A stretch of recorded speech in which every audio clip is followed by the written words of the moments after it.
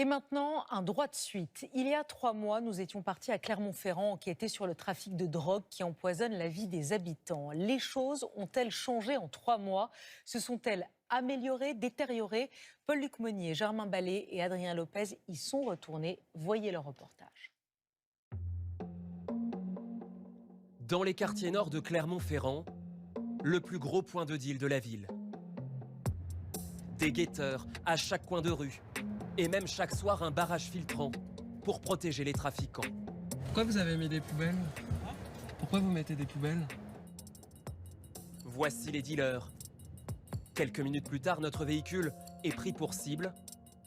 Nous recevons des projectiles, un panneau de signalisation et des bouteilles en verre notamment. Au mois de septembre, nous vous montrions ces images ultra violentes. Voilà, tu vois. Des fusillades au pied des immeubles. 4 morts à l'époque, 5 aujourd'hui. Et un fait désormais avéré, la présence d'une organisation marseillaise, la tristement célèbre DZ Mafia. La DZ à Clermont, le procureur n'a guère de doute. L'auteur de l'un des homicides a d'ailleurs été interpellé le mois dernier à Marseille. Nous avons des indices qui permettent de penser que des acteurs de la DZ Mafia, ou en tout cas envoyés par la DZ Mafia, sont intervenus sur Clermont-Ferrand pour agir comme prestataires de services macabres. En clair, des règlements de compte. Une DZ Mafia dont l'influence grandit, selon une note confidentielle du renseignement criminel. D'abord repérée en Mars, quartier Saint-Jacques, puis dans le centre, près de la gare, et enfin dans les quartiers nord de la ville. Dans les quartiers nord, justement, nous approchons des dealers, en caméra cachée. Bonjour. Ah, c'est bon, personne n'a parlé, va te casser les doigts. L'un arbore le maillot de l'Olympique de Marseille, mais le groupe assure ne pas faire partie de la DZ Mafia. Il n'y a pas de DZ ici. On a Clermont, l'Auvergne. Il y a que des volcans. DZ Mafia ou pas, impossible à vérifier.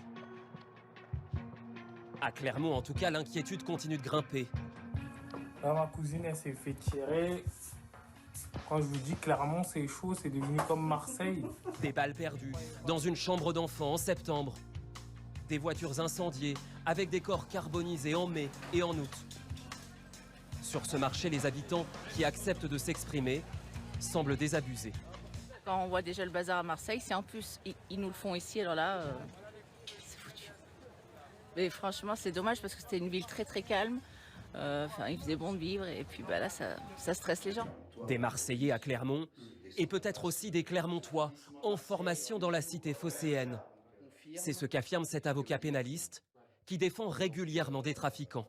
Sur les réseaux sociaux, certains se vantent même de descendre à Marseille, se former, s'aguerrir pour remonter ensuite à Clermont-Ferrand. Est-ce que c'est la réalité ou pas? Il faut rester extrêmement prudent.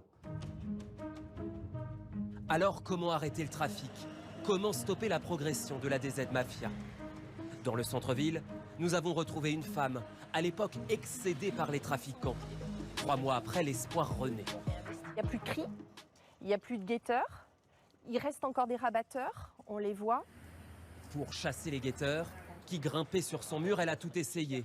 Des barbelés, et même juste en dessous, du crottin de cheval. Si le point de deal a fermé, c'est surtout grâce aux policiers, présents quasiment 24 heures sur 24 depuis 3 mois.